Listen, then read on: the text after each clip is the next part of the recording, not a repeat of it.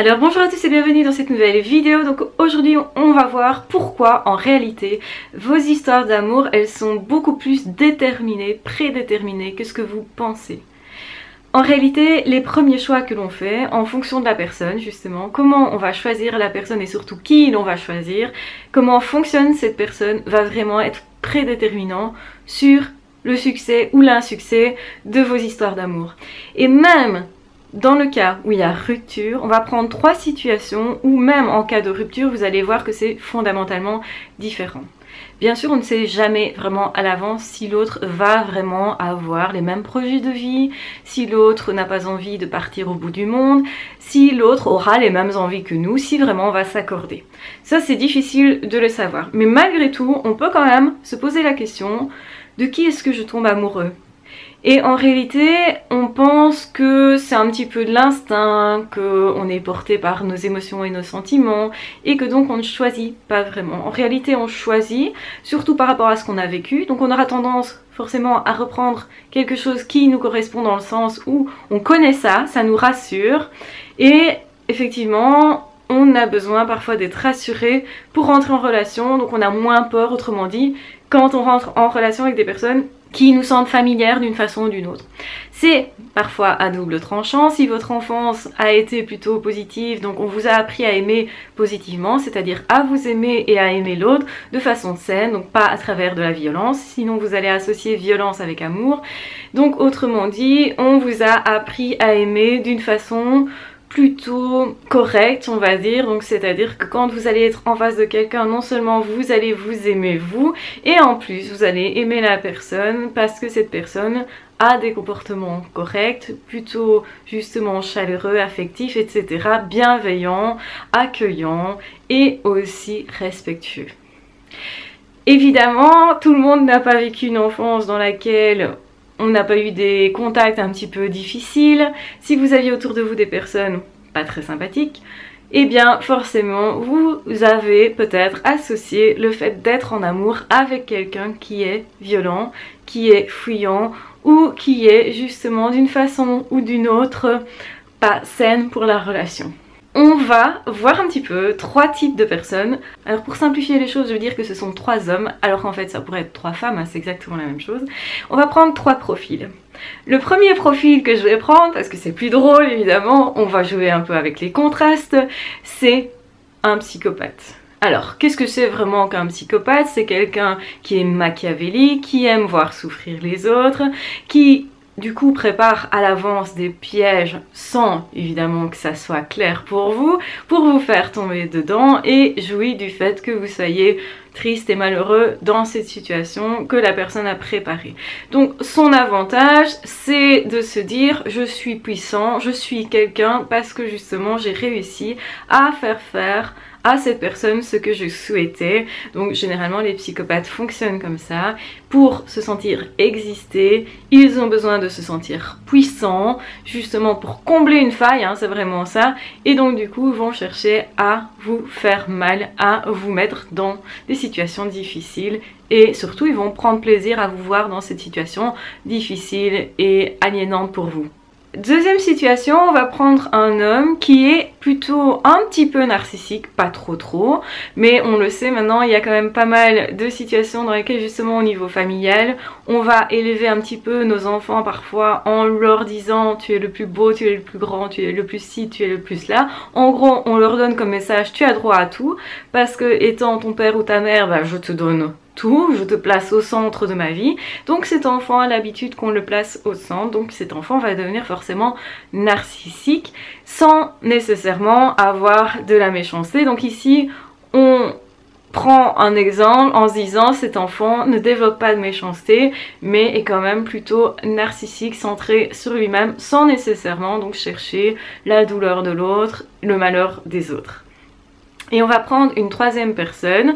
Cette 3e personne est une personne qui a fait du développement personnel, qui a rencontré certainement des obstacles dans sa vie et qui a décidé de les dépasser, d'aller au plus loin et qui du coup a plus ou moins confiance en lui, qui a aussi plus ou moins évolué, donc qui est à un certain niveau de développement. Donc effectivement, on peut être plus ou moins haut à ce niveau-là et on peut avoir plus ou moins confiance en soi, on peut être plus ou moins timide ou non, plus ou moins à l'aise ou non, etc. Donc vous avez vraiment 3 profils volontairement différents. Imaginons que vous avez une histoire d'amour avec chacun d'eux parce que voilà, vous avez décidé de ne pas choisir, de ne pas sélectionner vraiment et de se dire bah, chaque personne qui veut, moi j'y vais et comme ça je vais voir si oui ou non ça va fonctionner.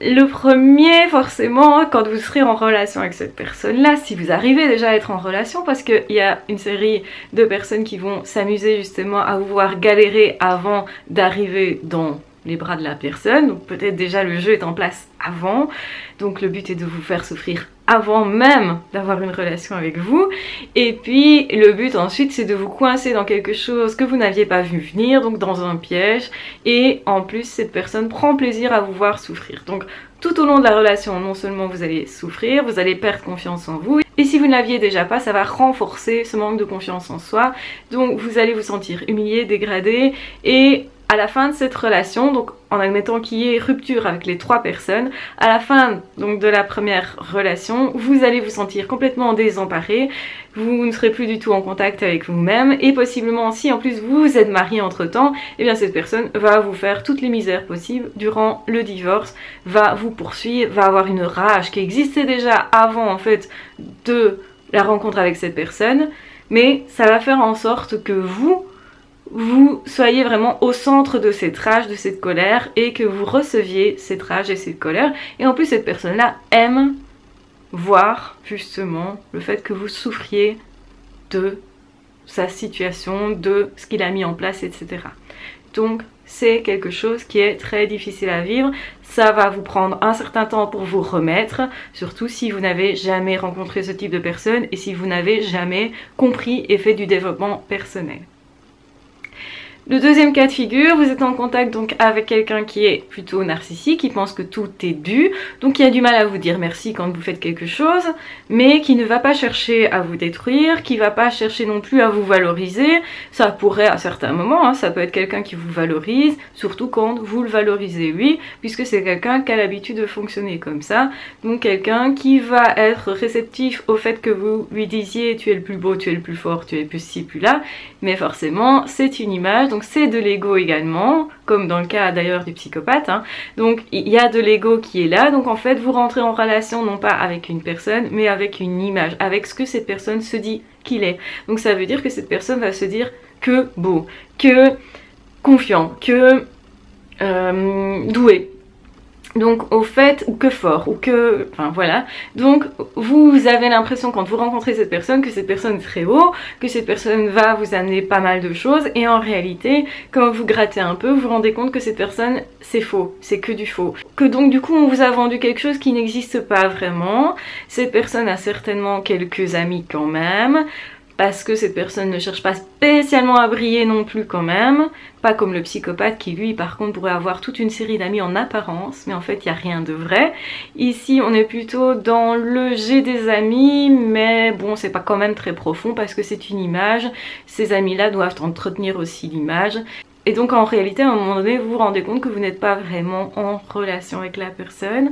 Donc quand ça se termine, vous n'êtes pas spécialement au plus mal par rapport à ce que vous étiez avant. Vous n'avez pas vraiment perdu non plus spécialement votre valeur puisque cette personne n'a pas cherché à vous détruire. Mais par contre vous avez quand même un sentiment de vide, de non-échange, un sentiment d'avoir perdu votre temps puisque cette personne ne vous a pas rencontré et qu'au final vous ne vous êtes pas rencontré non plus quelque part. Parce que les personnes qui nous font nous rencontrer le plus, ce sont quand même les personnes généralement qui sont aussi dans la rencontre, dans le partage.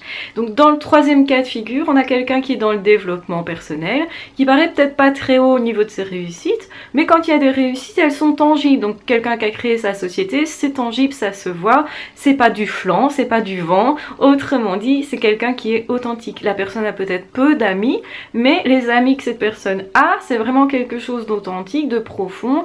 Quand cette personne vous dit je réussis ça, c'est pas du vent, vous pouvez pouvez vraiment compter sur cette personne-là. Par contre, cette personne-là pourra aussi vous dire, je suis pas à l'aise dans ça, ça, ça, ça, ça.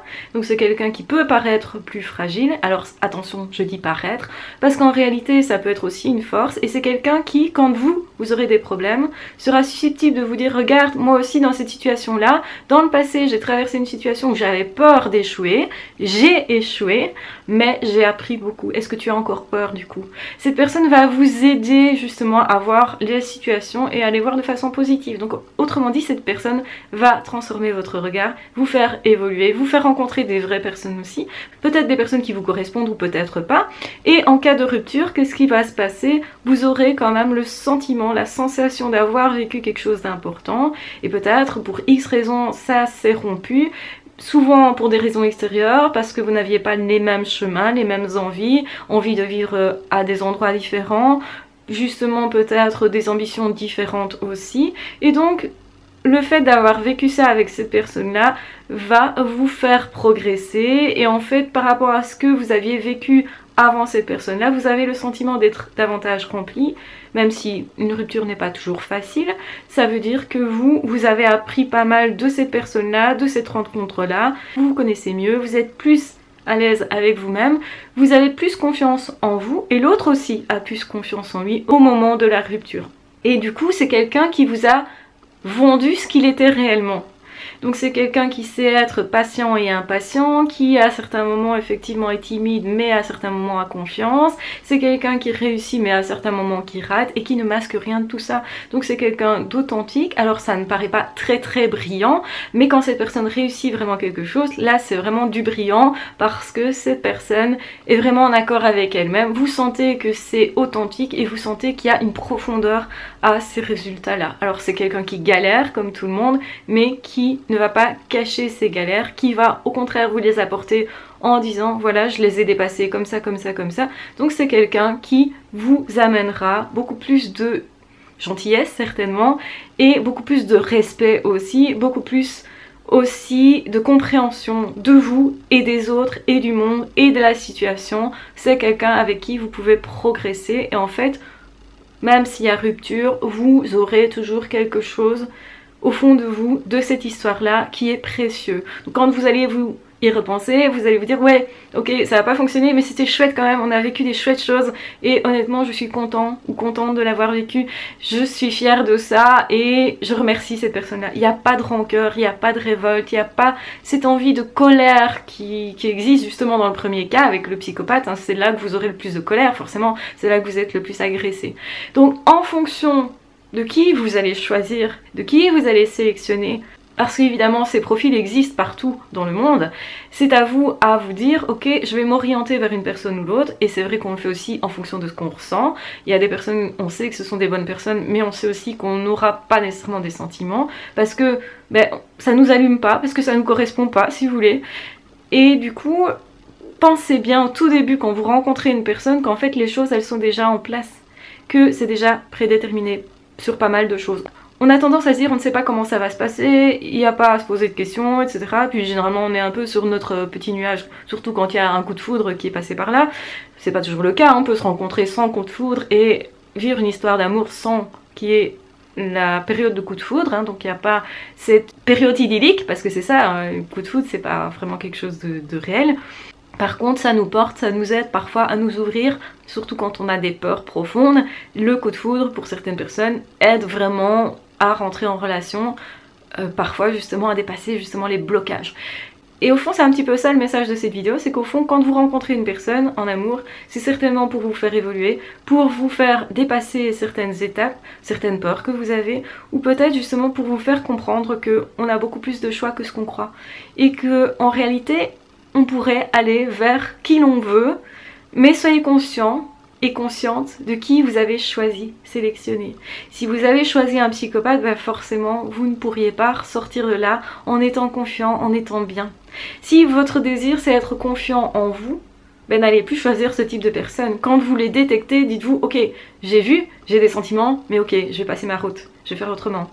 Et parfois ça peut être difficile de faire ça, mais c'est peut-être intéressant de le faire parce que vous vous dites justement, je cherche quelqu'un qui est peut-être plus dans le développement personnel. Quelqu'un qui va briller moins du coup à l'extérieur, qui aura moins d'amis en apparence, qui aura moins de réussite peut-être en apparence. Et c'est pas toujours vrai parce que une personne qui fait du développement personnel peut aussi être assez loin sur son chemin. Et là vous allez vraiment sentir que cette personne vibre et que cette personne va vous faire vibrer. Parce que quelqu'un qui est vraiment passionné, qui commence justement à réussir, ce sont des personnes qui deviennent très attractives. Pas au début du chemin par contre. Et donc c'est ça qui est difficile. Il y a parfois des hommes qui disent oui mais moi je suis tellement gentil, j'ai vraiment envie d'aimer, j'ai vraiment envie d'évoluer et tout. Mais au final je n'attire pas une femme qui me corresponde. Pourquoi? Mais peut-être parce que vous n'êtes pas assez loin encore sur ce chemin-là. Peut-être que justement vous n'aimez pas encore suffisamment votre vie. Peut-être que suffisamment vous ne vous aimez pas non plus et que du coup vous êtes plutôt dans un manque de confiance en vous qui ne vous fait pas briller suffisamment. Mais l'authenticité à un moment donné ça se voit, ça se ressent et les personnes ne s'y trompent pas. Une personne qui cherche vraiment quelque chose de sain va justement regarder comment l'autre est avec lui-même. Est-ce que la personne s'aime ou pas? Parce qu'un psychopathe, il ne s'aime pas du tout, évidemment. Sinon, il n'aurait pas ce besoin constant d'être rassuré sur sa valeur. Une personne qui est fort narcissique, ou qui est plutôt narcissique, s'aimera de façon conditionnelle. Donc ça veut dire qu'il vous aimera aussi de façon conditionnelle. C'est-à-dire, si vous le valorisez dans ce qu'il pense être, donc si vous renforcez son image, il vous aimera, et si vous ne renforcez pas son image, il ne vous aimera pas. Ça veut dire que vous ne pouvez pas être vous-même, que vous êtes enfermé dans un schéma qui est de l'ordre de l'apparence aussi. Ça veut dire que vous-même, vous allez sentir que vous reprenez un ego peut-être un peu plus surdimensionné, ou que vous vous positionnez dans des apparences, parce qu'en fait, il n'y a pas de possible autre. Et ça c'est un peu se poser la question, tiens pourquoi je fais ça? Parfois on a tendance à se dire, si je fais ça c'est de ma faute seulement, sans se poser la question, est-ce que ça a un rapport avec l'autre? N'oublions jamais que quand on est en relation, donc quand on est l'un face à l'autre, on réagit aussi par rapport à ce que l'autre nous montre et comment l'autre se place. Donc une relation c'est une forme de danse si vous voulez, vous ne pouvez pas être ça si l'autre n'est pas ce qu'il est. Donc ça veut dire quoi? Ça veut dire que beaucoup de personnes passent leur temps, surtout quand ils ont connu des psychopathes, des pervers narcissiques, des personnes négatives en fait, de passer beaucoup de temps sur eux-mêmes en se disant quels sont mes défauts, je vais me remettre en question et ça ira mieux. Et en fait, plus vous allez vous remettre en question avec ce type de personne, moins ça ira, puisque cette personne joue avec vous.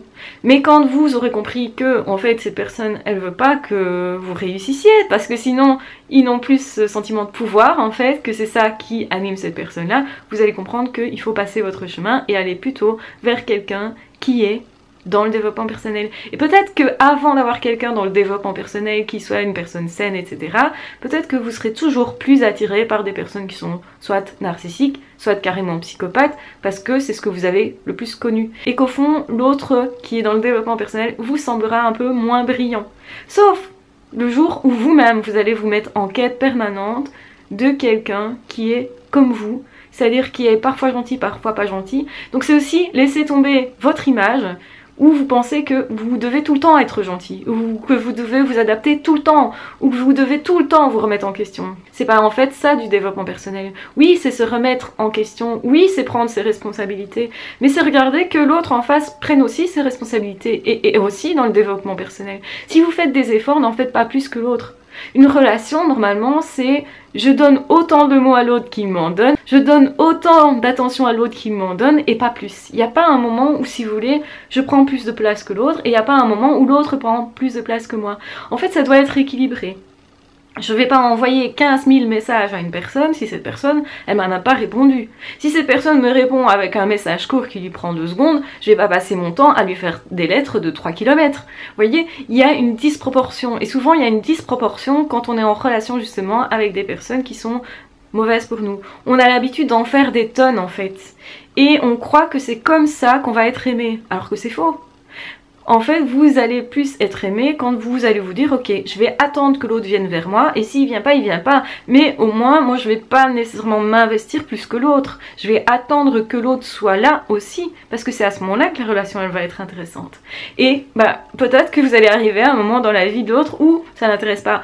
Et est-ce que pour autant vous allez passer votre temps à vous dire il y a sûrement un problème chez moi? Donc autrement dit, on va arrêter avec cette culpabilité qui est permanente chez les personnes qui justement tombent sur des personnes négatives, des personnes néfastes, des personnes justement qui vont jouer avec vos émotions, qui vont jouer avec vous. C'est parce qu'aussi vous laissez jouer avec ça en fait. C'est parce que vous cherchez constamment à être parfait. C'est parce que vous cherchez constamment aussi les défauts chez vous. C'est parce que en fait vous ne vous aimez pas assez. Quelqu'un qui cherche constamment à s'améliorer cherche aussi à améliorer l'amour de soi. Cherche aussi à certains moments à être plus cool avec soi. Cherche aussi à se poser la question, est-ce que c'est vraiment moi le responsable uniquement? Non, je peux pas prendre toutes les responsabilités sur mon dos. Donc ça c'est important pour les personnes qui ont souffert justement de tordus, pour le dire autrement, eh bien de reprendre un petit peu de la distance et de se dire, est-ce que j'étais responsable de tout? Est-ce que j'ai pas tendance à me culpabiliser pour tout, à me trouver trop nul, trop gros, trop pas assez sportif, pas assez efficace, trop timide, pas assez sociable, que sais-je d'autre? Donc à partir du moment où vous vous dites, ok, maintenant moi je décide de me centrer sur ma vie et de me dire, ok, si je veux rencontrer quelqu'un de chouette, je dois d'abord commencer par être quelqu'un de chouette, quelqu'un qui justement, socialement, ben ça va, j'arrive à me connecter, mais ça veut dire aussi que j'accepte quand je n'y arrive pas, que j'accepte et que c'est pas grave, je ne passe plus mon temps à me culpabiliser. Et ça va vous amener plus facilement vers des personnes qui vont être comme vous, c'est-à-dire qui vont être plus cool avec eux, qui vont être aussi responsables, qui vont chercher à ce que ça aille bien, et les deux vont faire des efforts. Donc il faut vraiment que ça soit équilibré au niveau des efforts aussi. C'est pas un qui prend la responsabilité et l'autre qui se laisse aller, ça ne fonctionne pas en réalité. Ça ne fonctionne qu'un moment, bien sûr qu'il y a des moments quand on est en couple, mais quand la relation est déjà établie, où effectivement l'autre peut vous délaisser un peu plus, vous maltraiter parfois un petit peu, parce qu'il y a des choses sur lesquelles on a mis les doigts et c'est douloureux pour l'autre, donc l'autre n'a pas nécessairement envie de dépasser directement ses problèmes, peut-être que l'autre vous culpabilisera un peu, etc. etc. Et il faut rien chercher en soi, il faut juste se dire, bah oui, l'autre vit une douleur qui est liée à une blessure, et je vais attendre un peu. Donc c'est à dire que je vais me mettre à distance un petit peu plus et attendre que la personne voit ce dans quoi elle est aussi, parce qu'il faut du temps pour se remettre en question. Donc il faut aussi laisser du temps à cette personne là et ne pas être oppressant. Ça veut dire que si l'autre par exemple sexuellement ne veut pas de moi, et je parle principalement, ça arrive beaucoup aux hommes, si l'autre ne veut pas de moi, eh bien je vais pas passer mon temps à chercher chez moi ce qui va pas. Ça arrive tout simplement. Ça peut être cyclique tout simplement, hein. Les femmes, c'est parfois elles ont envie, parfois elles n'ont pas envie. Et c'est rien d'autre que naturel et que cyclique, et rien à voir avec la personne qu'elle a en face d'elle. Donc il y a des hommes qui pensent que du coup ça remet en question leur virilité, du coup ils doivent chercher pourquoi elle n'a pas envie, sûrement que je suis pas assez désirable, etc. etc. Donc faites pas ça. Il y a des femmes qui réagissent exactement pareil, pourquoi il n'a pas envie autant que moi, il y a des personnes qui ont plus envie que d'autres, c'est tout à fait normal et tout à fait sain.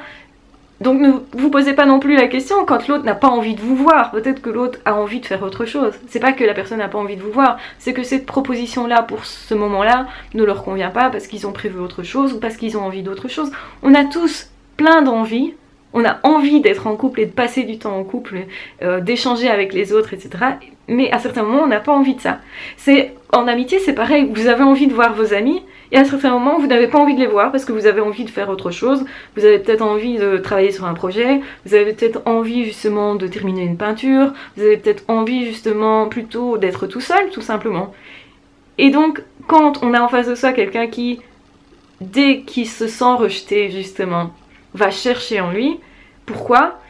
Il va se gâcher la vie et il va peut-être aussi possiblement diminuer la relation et peut-être aller jusqu'à se gâcher la relation, se sentir coupable ou être jaloux d'autres personnes, chercher si l'autre personne ne fait pas des trucs bizarres, genre voir d'autres personnes. Attention à vos blessures, à ce que vous avez vécu avant. Donc si vous avez eu l'impression d'être abandonné ou de ne pas valoir assez, etc., eh bien ça peut être ça le nœud du problème et pas l'autre nécessairement. Donc cherchez bien là où est votre problème, à résoudre les choses et pas à vous mentir sur quelque chose, à vous faire un film sur qui je serais éventuellement de pas terrible. Donc laissez tomber l'image, on est tous bien et pas bien, on est tous beaux et pas beaux, à certains moments on est tous forts et pas forts, parfois tous efficaces et pas efficaces, enfin bref, on est tout et son contraire. Et à partir du moment où on accepte d'être tout et son contraire, eh bien on sait vraiment choisir si vous voulez. Et donc on sait vraiment être là avec soi et avec l'autre. Donc je ne dirai jamais assez, aimez-vous vous-même, surtout ne cherchez pas en vous les problèmes nécessairement, cherchez à vous améliorer seulement, mais sans vous culpabiliser, sans passer votre temps à vous dire que vous êtes trop nul et tout ça, laissez tomber toutes ces attitudes-là qui correspondent plutôt à un manque de confiance en soi et à un manque d'amour pour soi. Voilà, je vous embrasse bien fort, je vous aime très fort, n'hésitez pas à vous abonner à la chaîne si vous ne voulez manquer aucune des vidéos gratuites. N'hésitez pas aussi à rejoindre la chaîne si vous voulez soutenir la chaîne. Et de toute façon, vous pouvez aussi partager la vidéo si vous pensez qu'elle peut être utile à quelqu'un que vous connaissez par exemple. Et on se retrouve de toute façon très vite dans d'autres vidéos ou dans d'autres podcasts. Ciao, bye bye!